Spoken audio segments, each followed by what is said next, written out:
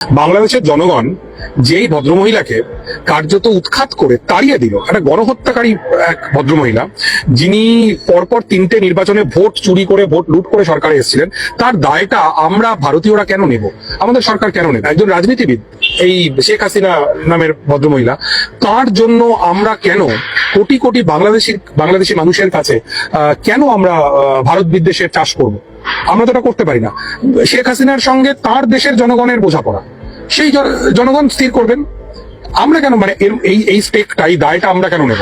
যার বিরুদ্ধে international court of জাস্টিসে গণহত্যার মামলা, যার বিরুদ্ধে গোটা বিশ্বে যিনি ধিকৃত এই মুহূর্তে দাঁড়িয়ে, তাকে আমরা সেভ করতে যাবো কেন? না, এখানে একটা বিষয় আছে। ভারতের কিছু রাজনৈতিক বিশ্লেষক বা সংবাদ মাধ্যম, সেখানে বলা হচ্ছে যে এটা সাধারণ ছাত্রদের আন্দোলন বা বাংলাদেশের সাধারণ মানুষের আন্দোলন ছিল না। এই আন্দোলন মূলত মৌলবাদী জামাত এবং বিএনপি ক্ষমতা দখলের আন্দোলন ছিল, সেই জন্য ভারত সাপোর্ট। কিন্তু আমি তো দেখলাম যে এখনো পর্যন্ত জামাত বা বিএনপি কেউই এখনো পর্যন্ত ক্ষমতায় আসতেই পারলো না, 3 মাস পেরিয়ে গেল। আর আপনি কি বাংলাদেশের মিডিয়া ফলো করেন? আমি জানি না আপনি করেন কিনা, করা উচিত যদি আপনি বাংলাদেশ নিয়ে কথা বলতে চান। জামাতে ইসলামের যিনি আমির, তিনি কয়েকদিন আগে কি স্টেটমেন্ট দিয়েছেন জানেন? তিনি স্টেটমেন্ট দিয়েছেন আওয়ামী লীগকে ফ্যাসিস্ট বলা যাবে না, তারাও আমাদের রাজনৈতিক পরিবারের অংশ। বিএনপি নেতা মির্জা ফখরুল ইসলাম আলমগীর, তিনি বলেছেন আওয়ামী লীগকে নিষিদ্ধ করার আমরা বিরোধিতা করি, আওয়ামী লীগকে নিষিদ্ধ করা যাবে না। তিনি বলেছেন বিএনপি চায় আওয়ামী লীগ নির্বাচনে পার্টিসিপেট করুক। তো আপনি যাদেরকে বলছেন বিএনপি জামাত যারা আসলে ক্ষমতা দখলের চক্রান্ত করতে চায়, আমি তো দেখছি জামাতের যিনি আমির তিনি বলছেন যে আওয়ামী লীগকে ফ্যাসিস্ট বলা যাবে না, বিএনপির যিনি মহাসচিব তিনি বলছেন আওয়ামী লীগ যেন অবশ্যই নির্বাচনে পার্টিসিপেট করে। তাহলে আমার তো এই হিসেবটা মিলছে না। দ্বিতীয় কথা হচ্ছে, বাংলাদেশের মানুষ তারা শেখ হাসিনাকে চাক বা না চাক, তারা বিএনপিকে চাক বা না চাক, তারা কমিউনিস্ট পার্টি বা বামপন্থীদেরকে চাক বা না চাক, আমাদের তাতে কি স্টেক আসে? আমরা কেন পাশের বাড়ির জানলা দিয়ে নাক গলাবো? পাশের বাড়ির মধ্যে ধরুন স্বামী স্ত্রীর মধ্যে ঝামেলা হচ্ছে, আপনার কি রুচি যে আপনি তার মধ্যে নাক গলাবেন এবং গিয়ে স্বামীর বা স্ত্রীর পক্ষ নিয়ে অন্য পক্ষের গাল খাবেন? আমরা কেন খাবো? মানে আমি বুঝতে পারছি না, মানে আমার ট্যাক্সের টাকায়, আপনার ট্যাক্সের টাকায় অন্য একজন দেশের বিতাড়িত প্রত্যাখ্যাত এক মহিলা প্রধানমন্ত্রী ছিলেন, তিনি, তার ভরণ পোষণ ইত্যাদি কেন চলবে? এর কারণটা কি? না, আমি প্রথম সারি নিউজ চ্যানেল বা নিউজ পেপারে গত 2 দিন আগেও পড়ছিলাম, সেখানে বলা হচ্ছে যে শেখ হাসিনার নামে অনেক মিথ্যা মামলা দেওয়া হয়েছে বাংলাদেশে। তো সেখানে যদি হাসিনাকে ফিরিয়ে দেওয়া হয়, সেক্ষেত্রে তার একটা ক্ষতির সম্ভাবনা রয়েছে বা তার উপর একটা আক্রমণের সম্ভাবনা রয়েছে, সেই জন্য ভারত হয়তো আগলে রাখছে না। আপনার ইন্টারেস্টটা কি হাসিনাকে রক্ষা করার? আপনার ইন্টারেস্টটা কি? আমি এটা বুঝতে পারছি না।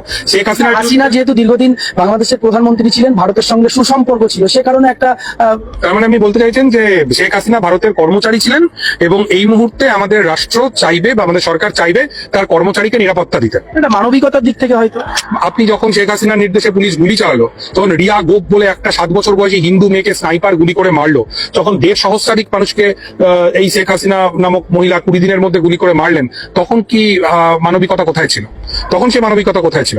এই গণহত্যার জন্য তো অবশ্যই শেখ হাসিনার বিচার হওয়া উচিত বলে আমি মনে করি। তার বিচার বাংলাদেশের মানুষ করবেন কি করবেন না অন্য ব্যাপার, কিন্তু যদি আমাদের দেশের সরকার বা আমাদের রাষ্ট্র মনে করে যে শেখ হাসিনা তার পুরাতন ভৃত্য, দীর্ঘদিনের বিশ্বস্ত কর্মচারী এবং এখন মালিকের কর্তব্য যখন ভৃত্য বিপাকে পড়েছে তখন তাকে নিরাপত্তা দেওয়ার, আমি মনে করি সেইটা আমার দেশের জন্য এটা ভালো সিদ্ধান্ত নয়। শেখ হাসিনার যা হবে বা হবে না সেটা বাংলাদেশের জনগণ বুঝবেন। এবং আবারও বলছি, শেখ হাসিনার আমলেও বাংলাদেশে হিন্দু নির্যাতন যথেষ্ট হয়েছে, সমস্ত বিরোধী কণ্ঠস্বর দমন করা হয়েছে।